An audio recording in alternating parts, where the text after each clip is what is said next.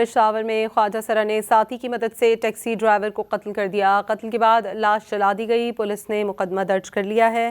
قتل کی وجہ معلوم نہیں ہو سکی، ملزمان فرار ہو گئے ہیں۔ پشاور کے نواحی علاقے ارمڑ میں خواجہ سرا نے ٹیکسی ڈرائیور کو قتل کر دیا ہے۔ قتل کے بعد لاش جلا دی گئی ہے۔ FIR بھی درج کر لی گئی ہے۔ آپ کو یہ بتائیں کہ خواجہ سرا نے ٹیکسی ڈرائیور کو قتل کر کے لاش کو جلا دیا ہے۔ ملزم نے ساتھی کی مدد سے ڈرائیور کو قتل کیا۔ اس بارے میں مزید تفصیلات حاصل کریں گے زاہد امداد سے۔ جی زاہد، اپڈیٹ کیجیے گا۔